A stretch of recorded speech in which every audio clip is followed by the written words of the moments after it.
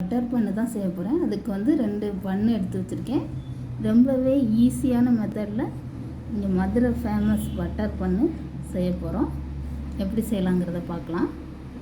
அதுக்கு 2 பண்ணு, பால், நாட்டு சர்க்கரை, பட்டர் எடுத்து வச்சுருக்கேன். நீங்கள் சீனி வேணாலும் போட்டுக்கலாம். இதில் பட்டரை வச்சுக்குவோம். பட்டரோட 2 டீஸ்பூன் பாலை சேர்த்துக்கிறேன். இதை நல்லா மிக்ஸ் பண்ணி எடுத்துக்கிறேன். இப்போ இந்த பண்ணை இப்படி 2ஆக கட் பண்ணிக்கிறோம். இன்னும் கொஞ்சம் பெரிய பண்ணாக இருந்தால் ரொம்ப நல்லாயிருக்கும்.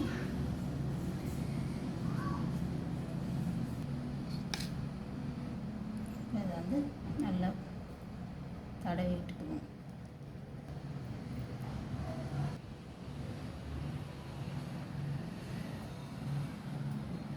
நல்லா தோசைக்கல்லை காய வச்சாச்சு.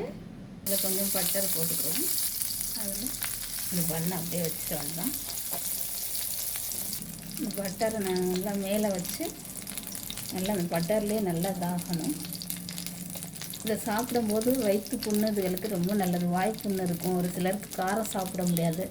அவங்க இந்த மாதிரி 2 நாள் இந்த பண்ணை சாப்பிட்டாலே போதும், வாய் புண்ணு உடனே சரியாயிடும்.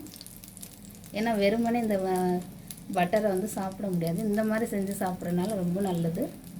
இந்த மாதிரி ப்ரெஸ் பண்ணி விட்டோம்னா நல்லா அமைங்கிரும். இந்த மாதிரி குழந்தைகளுக்கு கொடுத்தா நல்லா சாப்பிடுவாங்க. ஈவினிங் ஸ்நாக்ஸாகவும் இதை கொடுக்கலாம். மதுரையில் இது வந்து நல்ல ஃபேமஸ்ஸு.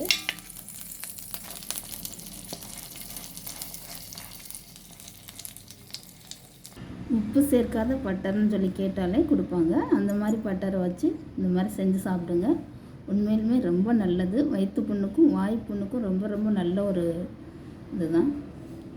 இந்த வெயில் காலத்தில் சாப்பிட்றதும் ரொம்ப நல்லது. ஒரு சிலர் பால் ஊற்றியும் பாலில் ஊற வச்சு சாப்பிட்றது நல்லாயிருக்கும். கடையில் கொஞ்சமாக தான் சேர்ப்பாங்க. நம்ம வீட்டில்ன்றனால கொஞ்சம் அதிகமாகவே சேர்த்து சாப்பிட்லாம். யாருக்கெல்லாம் பட்டர் பண்ணு பிடிக்கும் அப்படிங்கிறத கமெண்ட்ஸில் சொல்லுங்கள். இந்த வீடியோ உங்களுக்கு பிடிச்சிருந்தால் லைக் பண்ணுங்கள், சப்ஸ்கிரைப் பண்ணுங்கள், கமெண்ட்ஸ் பண்ணுங்கள்.